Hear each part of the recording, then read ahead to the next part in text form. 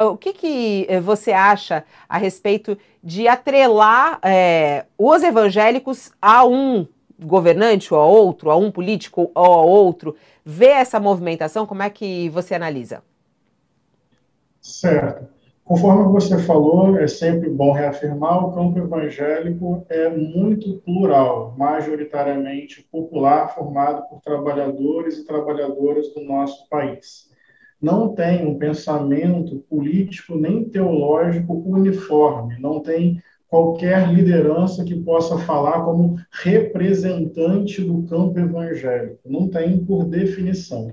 Agora, é uma religião que vem crescendo muito, especialmente nas camadas populares, e se continuar esse crescimento, já na próxima década vai ser a maior religião do Brasil. E sim, tem lideranças com muita influência política, portanto, o campo evangélico entra no debate e no cálculo das eleições esse ano.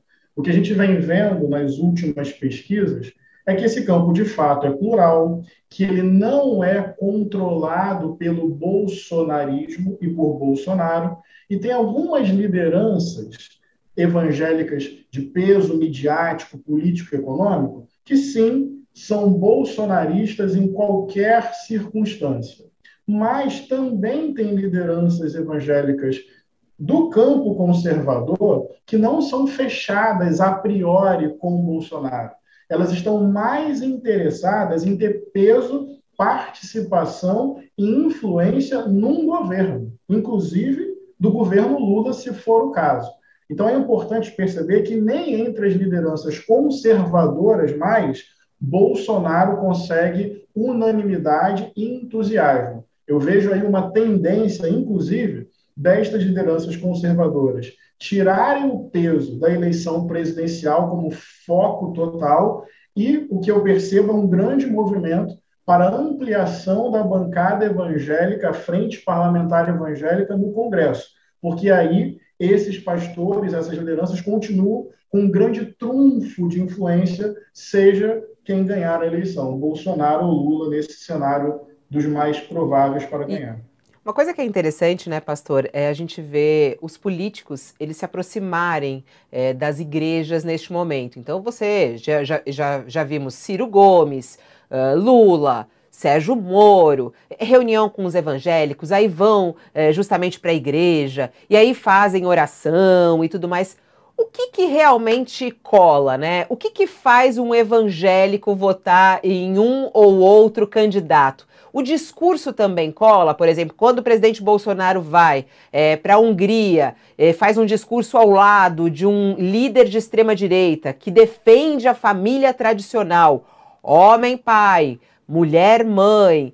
Isso cola entre os evangélicos? Que evangélico que ouve isso e fala, não, vou por essa linha?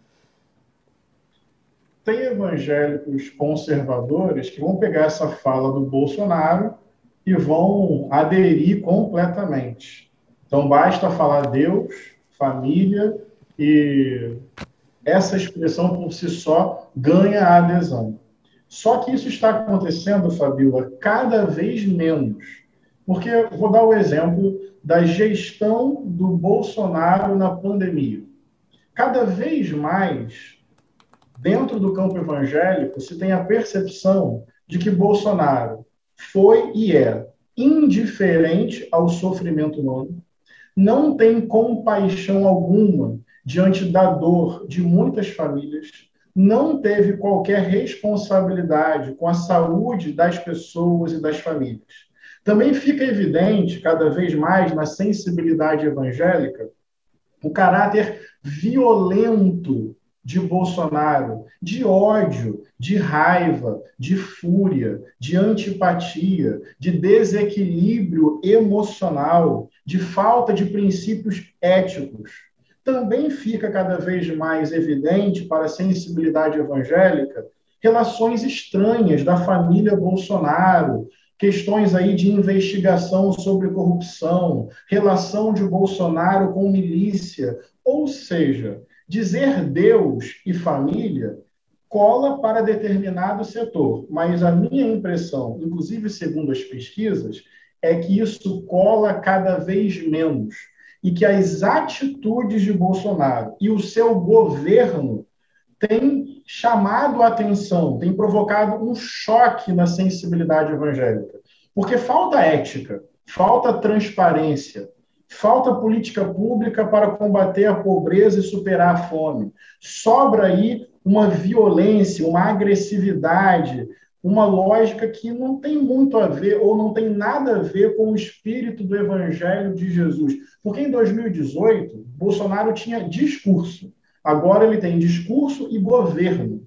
E fica cada vez mais evidente para uma sensibilidade evangélica popular que sobra ali hipocrisia, sobra ali violência, sobra ali mentira, sobra ali indício de corrupção, sobra ali indiferença ao sofrimento humano. Isso bate de frente com princípios básicos do Evangelho de Jesus. Eu acho que essa é uma das razões do derretimento relativo de Bolsonaro dentro do campo evangélico. O discurso sozinho não cola mais.